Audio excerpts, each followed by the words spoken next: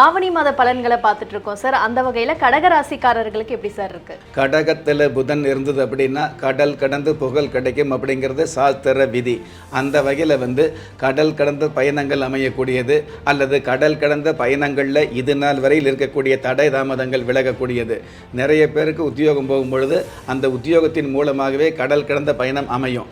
அப்படி அமையக்கூடிய நேரத்தில் வெண்ண திரண்டு வரும் பொழுது தாலி உடஞ்ச மாதிரி தடுமாற்றத்தை கொடுத்த ஏமாற்றத்தை கொடுத்த காலங்கள் எல்லாம் மாறி கடகராசியை சேர்ந்தவங்க கடல் கடந்த பயணத்தை கம்பீரமாக அனுபவிக்கக்கூடிய பாக்கியத்தை நிச்சயமாக கொடுக்கக்கூடிய மாதமாக ஆவணி மாதம் அமையுது. ஒன்று.